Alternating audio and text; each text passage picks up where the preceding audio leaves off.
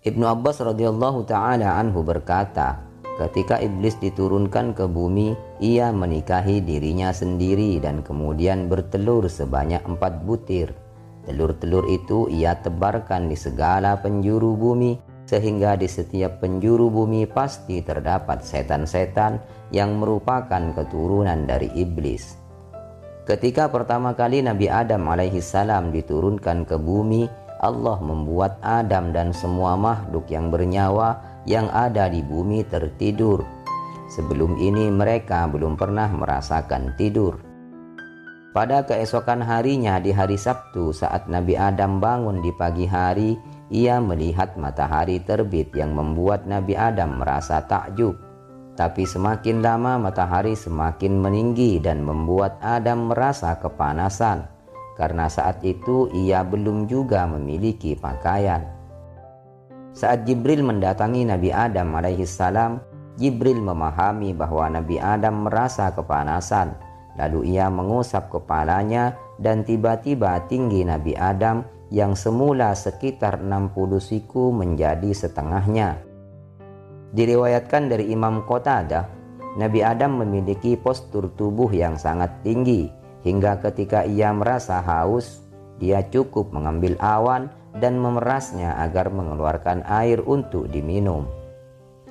Seiring waktu yang terus berlalu, rambut dan kuku Adam mulai tampak memanjang dan semakin hari semakin memanjang. Lalu Jibril datang kepada Adam untuk mencukur rambut dan memotong kukunya. Lalu Jibril memendam potongan rambut dan kuku itu ke dalam tanah, dan dari tanah yang di dalamnya terpendam rambut dan kuku Nabi Adam tumbuhlah pohon kurma. Karena itu Nabi SAW bersabda, muliakanlah paman kalian, yang artinya itu adalah pohon kurma, karena pohon kurma tumbuh dari potongan rambut dan kuku Nabi Adam. Kurma adalah pohon pertama yang tumbuh di bumi. Ia memiliki banyak kesamaan dengan manusia, di antaranya dalam hal tinggi dan lurusnya batang pohonnya, perbedaan jantan dan betinanya, berbuahnya dengan melalui perkawinan, aroma mayang yang menyerupai bau sperma manusia, dan tertutupnya mayang menyerupai ari-ari yang menutupi janin. Diceritakan dari Ibnu Abbas radhiyallahu taala anhu, selama 300 tahun Nabi Adam menempati bumi, ia tidak pernah mengangkat pandangannya ke langit karena malu atas perbuatannya yang melanggar perintah Allah dengan memakan buah terlarang. Bahkan selama 200 tahun ia selalu menangis karena menyesali perbuatannya. Namun keadaan ini justru menjadi rahmat bagi alam sekitarnya, karena dari air matanya yang menetes ke bumi tumbuhlah rumput-rumput yang hijau, dan bahkan binatang-binatang dapat minum dari air mata Nabi Adam yang terus mengalir. Ketika suatu hari Jibril kembali mendatangi Nabi Adam, ia mendengar pengaduan Adam mengapa ia masih merasa panas, padahal sebelumnya Jibril sudah menurunkan tinggi badan Nabi Adam. Jibril tahu bahwa Adam membutuhkan pakaian. Akhirnya Jibril pergi mendatangi Siti Hawa dengan membawa seekor domba dari surga untuk diambil bulunya dan dibuat pakaian untuk Nabi Adam. Jibril juga mengajari Siti Hawa cara mengambil bulu domba dan menjahitnya hingga menjadi selembar kain untuk menjadi pakaian Adam. Akhirnya Siti Hawa berhasil membuat sebuah baju yang kemudian dibawa oleh Jibril untuk diserahkan kepada Nabi Adam. Adam menerima pemberian itu dengan senang hati, karena dengannya teriknya panas matahari akan menjadi berkurang. Pada perjumpaan selanjutnya Nabi Adam kembali mengadukan keadaannya yang merasa lapar, karena ia sudah tidak makan selama 40 tahun. Jibril tahu di bumi tidaklah seperti di surga. Menginginkan sesuatu di bumi tidak bisa didapatkan dengan cara instan. Ia harus belajar mengarungi kehidupan yang keras dan penuh dengan ujian dan cobaan. Ia harus bekerja untuk mendapatkan makanan. Karena itu kemudian Jibril datang lagi dengan membawa 2 ekor sapi dari surga yang berwarna hitam dan merah. Jibril mengajarinya membajak tanah, menanam tumbuh-tumbuhan seperti gandum dan tumbuh-tumbuhan lainnya. Suatu hari Adam mulai bekerja membajak sawah dengan menggunakan 2 sapi yang diberikan Jibril. Beberapa waktu kemudian, mungkin karena lelah, salah satu dari sapi itu berhenti dan tidak mau lagi berjalan. Lalu Adam mencambuknya dengan sebuah cambuk. Lalu sapi itu berkata, "Mengapa engkau mencambukku?" kata sapi itu. "Karena kamu tidak mau patuh padaku," jawab Adam.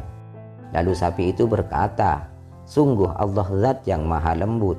Dulu kamu tidak mematuhinya, tapi dia tidak pernah mencambukmu." Jawaban sapi itu membuat Adam terduduk dan bersimpuh. Dia menangis sejadi-jadinya sambil mengadu kepada Allah, "Wahai Tuhanku, semua makhluk mencelaku, bahkan sampai sapi ini." Lalu Allah memerintahkan Jibril untuk mengusap mulut sapi. Akhirnya sapi menjadi bisu. Dan sejak itulah sapi-sapi dan binatang yang lain dibuat bisu oleh Allah. Padahal sebelumnya semua binatang bisa bicara.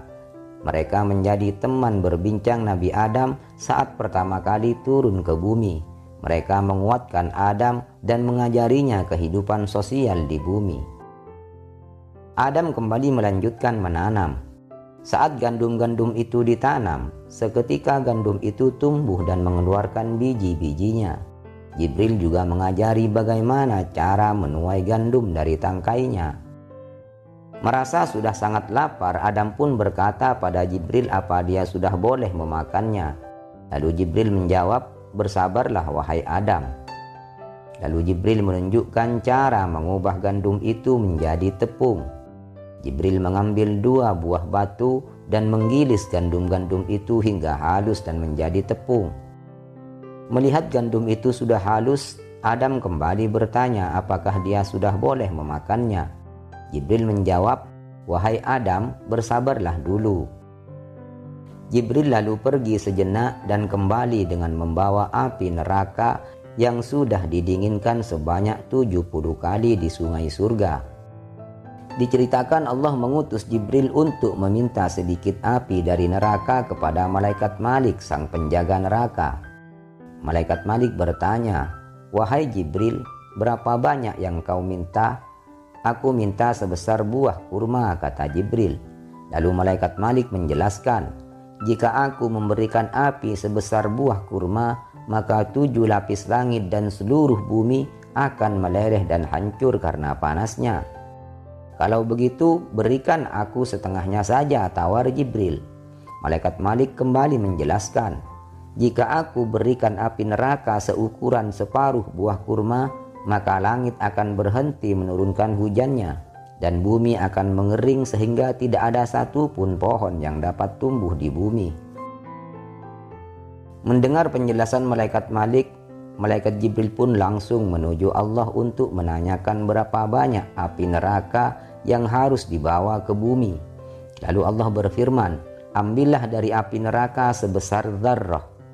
Dzarrah adalah ukuran partikel terkecil dari atom yang merupakan benda terkecil.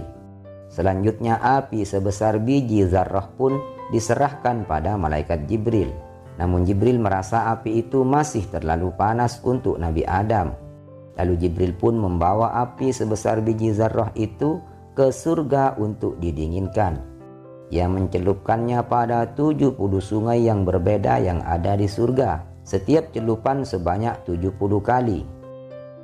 Setelah dirasa tidak cukup panas, Jibril pun membawa api itu ke bumi dan meletakkannya di atas gunung. Dan ternyata gunung itu masih tak sanggup menahan panasnya api neraka yang hanya seukuran biji zarrah dan sudah didinginkan. Gunung itu hancur lebur karena tidak kuat menahan panasnya. Daratan yang terdiri dari batu dan tanah yang ada di sekitar gunung itu ikut hancur dan menjadi bara api yang menyala-nyala dan mengeluarkan asap pekat dan berwarna hitam. Dan ternyata api itu tembus sampai ke perut bumi serta menyebabkan keluarnya bara api yang sangat besar dari dalam perut bumi.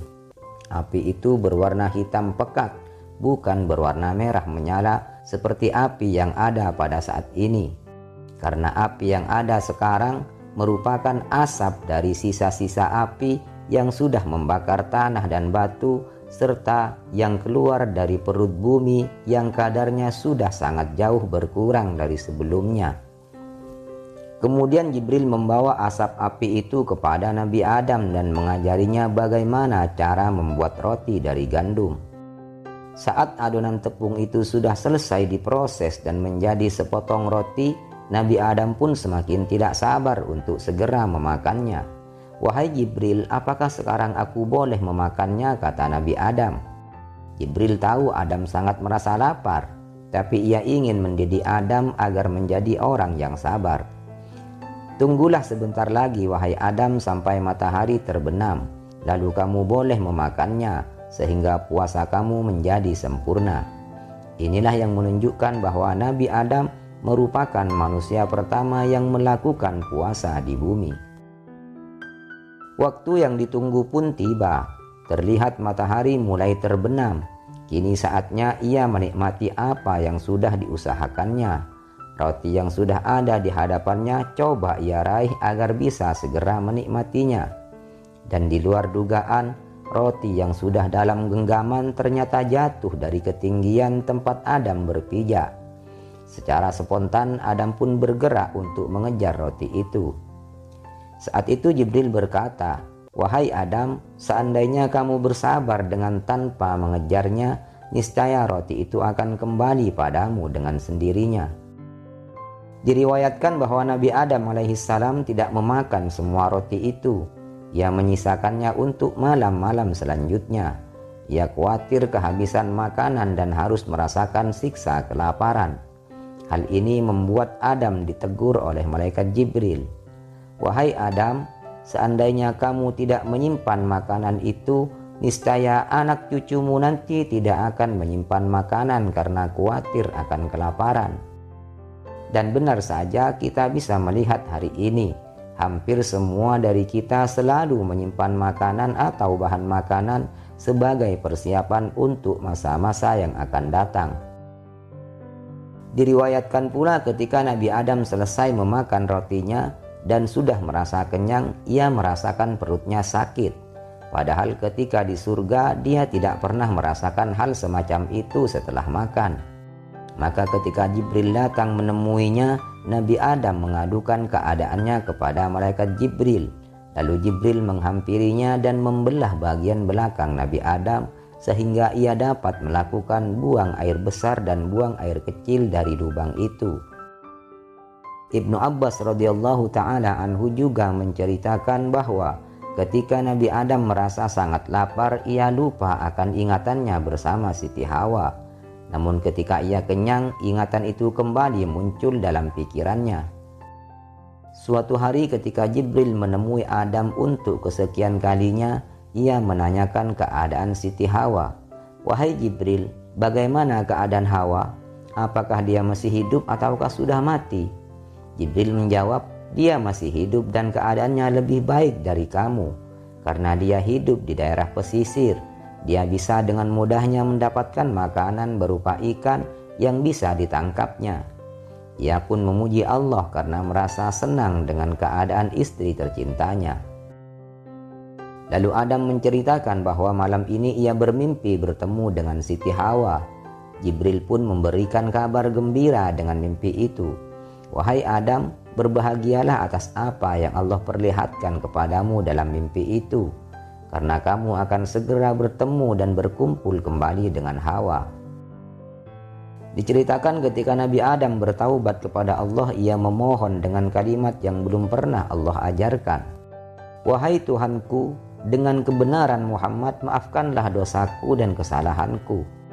Allah berfirman, "Wahai Adam, bagaimana engkau bisa mengetahui tentang Muhammad sementara aku belum menciptakannya?" Lalu Adam menjawab, "Wahai Tuhanku, ketika aku diciptakan, aku melihat di cagak arasy tertulis kalimat La ilaha illallah Muhammad Rasulullah. Itu membuat aku tahu bahwa hanya nama makhluk yang paling mulia yang akan engkau sandingkan dengan namamu. Karena itulah aku meminta ampun dengan perantara namanya." Mendengar jawaban Adam, Allah berfirman, "Kamu benar wahai Adam. Aku telah mengampunimu ketika kamu meminta ampun dengan nama kekasihku Muhammad." Setelah Allah menerima taubat Adam, kemudian Allah memerintahkan Adam untuk berangkat menuju padang Arafah yang berada di Makkah Al-Mukarramah. Allah memerintahkan Jibril untuk menemani dan membantunya menuju padang Arafah di Makkah. Dan Allah menghadiahkan Adam sebuah tongkat dari surga yang panjangnya 20 siku untuk ikut dipakainya selama perjalanan ke Mekah. Tidaklah ada satu tempat pun yang dipijaki tongkat Nabi Adam, melainkan menjadi tempat yang ramai penduduknya di kemudian hari. Sesampainya di Mekah, Allah memerintahkan Adam untuk tawaf di Ka'bah sebanyak 7 kali dalam keadaan tubuhnya terbuka, yang sampai sekarang diabadikan sebagai ritual wajib dalam melaksanakan ibadah haji dan umroh. Kemudian Adam berangkat menuju Arafah dan melakukan wukuf di sana. Tak berselang lama ketika Adam melakukan wukuf, ternyata wanita yang menjadi dambaannya yang ia cari-cari selama ini telah berada di dekatnya. Perpisahan selama 500 tahun rupanya untuk sementara menghilangkan kehangatan yang dulu pernah terjalin di antara mereka sebelum akhirnya dipisahkan. Mereka saling berpandangan satu sama lain seolah mereka belum pernah mengenal. Karena itulah tempat itu dinamakan Arafah yang artinya mengenal. Sejak saat itulah mereka berdua hidup bersama, merajut kembali benang-benang rindu yang selama ini sempat rapuh karena panjangnya perpisahan.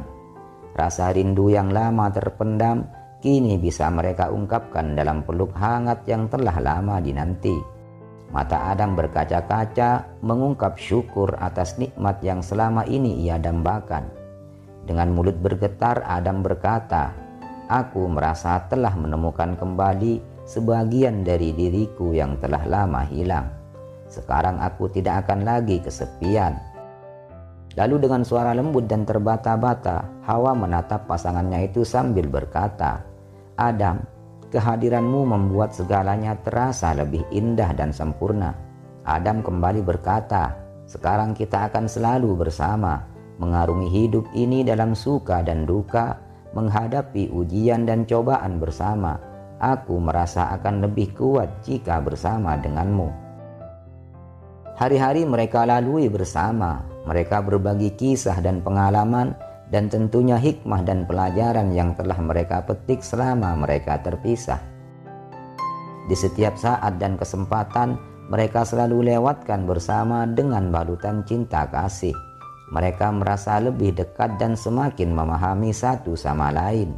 Sampai akhirnya Adam merasa ada sesuatu yang baru dan terasa aneh dalam dirinya. Sebuah keinginan, sebuah nafsu birahi yang menggebu yang seakan meronta dan menghancurkan segalanya. Hal ini belum pernah ia rasakan sebelumnya. Adam bingung, ia tidak mengerti apa yang sedang terjadi dalam dirinya. Ia mencoba mencari jawaban dalam doa dan munajatnya. "Wahai Tuhanku yang mengetahui segala sesuatu, apa sebenarnya yang terjadi dengan diriku? Ini kuat dan terasa sangat mengganggu. Beritahukanlah padaku agar aku bisa mengatasinya." Doa itu terus terpanjat dalam malam-malam Adam, mencoba mengetuk pintu langit untuk mendapatkan jawaban atas masalah yang menimpa dan belum terpecahkan. Semakin lama, semakin kuat saja keinginan itu. Ia hampir tidak kuat menahannya, namun Adam tak tahu apa itu dan bagaimana cara menghadapinya. Untuk meringankan apa yang dirasakannya, suatu hari saat bersama Hawa ia menceritakan perihal keadaan dirinya. "Hawa, ada sesuatu dalam diriku. Itu terasa berat sekali untukku. Aku bingung bagaimana cara menghadapinya." "Apakah kamu merasakan hal yang sama dengan yang aku rasakan?" kata Hawa sambil menatap Adam dengan tatapan yang dalam. Ia khawatir sesuatu yang buruk akan terjadi pada mereka. "Adam, aku tidak tahu apa yang aku rasakan. Namun apapun yang terjadi, kita akan menghadapinya bersama. Kita akan mencari jawaban bersama dengan petunjuk dari Allah yang Maha Bijaksana." Setelah percakapan itu, mereka kembali pada doa dan munajatnya masing-masing. Ia mencoba mengetuk sekali lagi pintu langit untuk mendapatkan jawaban atas kebingungannya. dan tiba-tiba pintu langit terbuka. Seberkas sinar memancar menuju persimpuhan Adam dan Hawa. Dialah Jibril yang datang dengan perintah untuk memberikan jawaban sekaligus menghilangkan kebingungan mereka. Jibril berkata, "Adam, Hawa, Allah mengirimku untuk memberitahu tentang apa yang sedang kalian rasakan. Keinginan yang kalian rasakan itu adalah syahwat. Itu adalah anugerah dari Allah agar kalian terdorong untuk memiliki keturunan dan memenuhi bumi dengan keturunan kalian." Dari arah lain muncul seberkas sinar yang kemudian menjelma menjadi sosok yang belum pernah mereka kenal. Dialah malaikat Qadiril. Lalu Jibril membawa Adam untuk menemui malaikat Qadiril di tempat yang terpisah dari Hawa.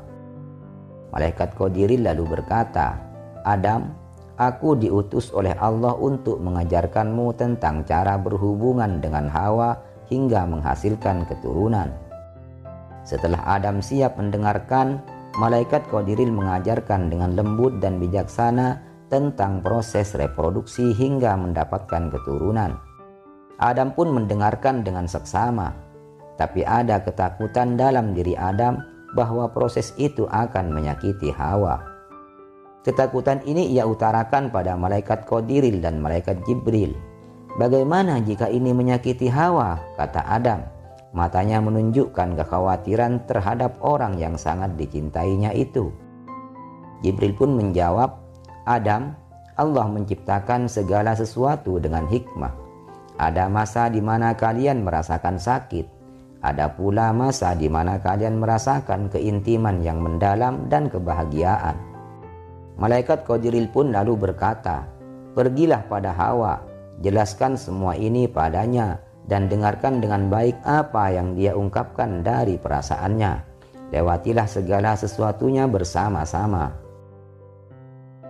Dengan hati yang lega ia pergi menuju Hawa meskipun hatinya tetap merasa berat jika harus membuat Hawa sakit.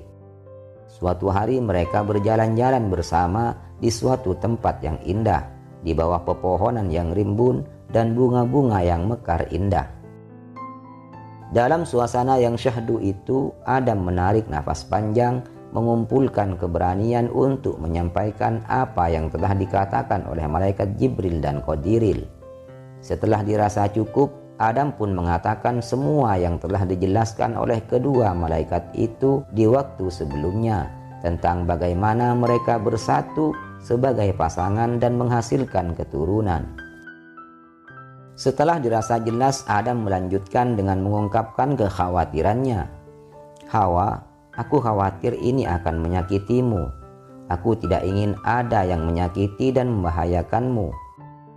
Mendengar kekhawatiran Adam, hati Hawa pun tersentuh dengan cinta dan kepedulian Adam. Ia lalu menggenggam tangannya, merasakan aliran cinta yang menderu dalam nadi-nadi Adam. Lalu Hawa berbisik padanya, "Jika ini adalah kehendak Allah dan bagian dari hikmahnya, apalagi yang kamu khawatirkan? Kita tidak akan pernah tahu sampai kita mencobanya. Ini soal rasa. Untuk mengetahuinya, satu-satunya pilihan kita adalah mencobanya dan menanggung resikonya. Aku tidak keberatan selama ini dilakukan bersamamu dalam kehendak Allah." Jawaban itu memantapkan hati Adam untuk memilih pilihan itu dan memutuskan untuk menyerahkan diri satu sama lain dalam kasih Allah yang Maha Pengasih. Dalam percumbuan mereka sangat merasakan keintiman dan kenikmatan duniawi yang belum pernah mereka rasakan sebelumnya. Ada sesuatu yang lain dalam perpaduan mereka, sesuatu yang membuat mereka merasa lebih dekat dengan kasih Sang Pencipta. Bagi Hawa, pengalaman baru ini benar-benar sangat membahagiakannya, menjadi keindahan yang tak terlukiskan dan menjadi kenangan yang takkan terlupakan. Dengan suara yang penuh ungkapan rasa syukur, Hawa berbisik pada Adam, "Wahai Adam, ini adalah suatu nikmat yang baik. Tambahilah kenikmatan itu untukku." Mereka benar-benar dibaluti dengan kebahagiaan dan kenikmatan duniawi yang menggambarkan kasih sayang Allah Subhanahu wa Ta'ala. Namun Adam merasa khawatir hal itu membawa sesuatu yang buruk bagi mereka berdua. Lalu datanglah Jibril dalam bentuk cahaya memberitahukan bahwa permintaan Hawa bukanlah sesuatu yang dapat dipersalahkan. Hal itu merupakan hal yang alami. Bicarakanlah berdua dengan baik-baik dan penuh kasih sayang. Dan jika kalian sudah merasa siap, maka lakukanlah, kata Jibril. Mereka saling berpandangan. Mata mereka berbicara mewakili mulutnya. Dan dalam kesepakatan tulus, mereka kembali bersatu dalam ekspresi cinta yang memabukkan. Setelah itu Jibril mengangkat tangannya untuk memberikan pesan selanjutnya. Ada satu pesan lagi dari Tuhanku, kata Jibril. Untuk keturunanmu yang ingin merasakan keintiman dan kenikmatan ini, ada ritual suci yang harus dilalui. Itu adalah pernikahan, suatu ikatan suci yang mengikat dua jiwa dalam satu cinta, kasih sayang, kepedulian, dan komitmen. Janji ini memastikan bahwa cinta dan kenikmatan ini dihargai dan disucikan dalam rahmat dan keberkahan dari Allah. Demikian kisah Nabi Adam dan Hawa melewati hari-harinya dengan mengemban misi ilahi demi kebaikan manusia dan seluruh penduduk bumi. Adam dan Hawa terus berada di Mekkah sebelum akhirnya berpindah ke daerah Hindi. Lama berada di bumi, Adam dan Hawa merasakan kerinduan yang sangat mendalam. Kerinduan akan suasana langit dan surga. Ia merasa sedih karena semasa di bumi, ia tidak lagi bisa melakukan ritual ibadah mengitari Arash bersama para malaikat seperti yang dulu sering ia lakukan semasa di surga. Allah yang maha tahu hati hambanya kemudian memperbolehkan Adam untuk membangun Ka'bah di bumi sebagai perwakilan dari Arash yang dirindukannya. Di dalam hadis riwayat Al-Baihaqi dijelaskan bahwa Allah memerintahkan Jibril untuk menyampaikan wahyu kepada Adam dan Hawa. Bangunkan untukku sebuah bangunan, seraya menunjukkan lokasi yang sudah Allah pilihkan. Kemudian Adam menggali tanah, sedangkan Hawa membantu memindahkan tanah galian tersebut. Ia terus menggali sampai akhirnya keluarlah air dari bekas galiannya. Lalu terdengarlah suara dari bawah, "Cukup wahai Adam." Setelah bangunan itu selesai, maka Allah memerintahkan Adam dan Hawa untuk tawaf. Lalu Allah berfirman, "Engkau adalah manusia pertama dan ini adalah bangunan yang pertama." Namun pada akhirnya Ka'bah roboh atau hanya tinggal pondasinya yang tertutup oleh lumpur setelah terkena hantaman banjir besar di masa Nabi Nuh alaihissalam. Tetapi perlu diingat, hadis ini hanya diceritakan dari satu jalur yang di dalamnya terdapat perawi yang bernama Ibnu Lahiyah yang merupakan perawi yang dhaif. Pendapat lain tentang pendirian Ka'bah seperti yang dituliskan Profesor Dr. Ali Husni Al-Karbuti dalam bukunya yang berjudul Sejarah Ka'bah. Beliau termasuk sebagian dari ahli sejarah masa lampau mengatakan bahwa Ka'bah tidak dibangun oleh manusia, tetapi pembangunan Ka'bah dilakukan oleh para malaikat 2000 tahun sebelum Nabi Adam diciptakan. Pendapat ini didasarkan pada firman Allah dalam surat Al-Baqarah ayat 30. Para malaikat berkata, "Wahai Tuhan kami, untuk apa engkau ciptakan makhluk yang akan berbuat kerusakan dan menumpahkan darah? Padahal kami selalu bertasbih dengan memuji dan mensucikan-Mu." Lalu Allah berfirman, "Aku mengetahui apa yang tidak kamu ketahui." Malaikat merasa bersalah telah ikut campur dalam penciptaan Adam sebagai khalifah di bumi. Mereka menganggap Allah telah murka dengan perbuatan mereka. Mereka takut dan menyesal serta meminta ampun atas perbuatannya. Kemudian mereka melakukan tawaf mengelilingi Arash sebanyak 7 kali. "Kami datang menyambut panggilan-Mu. Kami datang memohon ampunan dan bertaubat kepadamu," kata para malaikat dalam tawafnya. Melihat hal itu, Allah kemudian membuat rumah di bawah Arsy yang bernama Baitul Ma'mur. Lalu Allah berfirman, "Lakukanlah tawaf di rumah ini dan tinggalkanlah Arsy." Malaikat pun berhenti melakukan tawaf di Arsy dan beralih ke Baitul Ma'mur. Kemudian Allah memerintahkan para malaikat yang ada di bumi untuk membangun sebuah bangunan di bumi yang serupa dengan Baitul Ma'mur. Kemudian Allah memerintahkan untuk tawaf mengelilingi bangunan itu seperti yang dilakukan oleh malaikat langit di Baitul Ma'mur.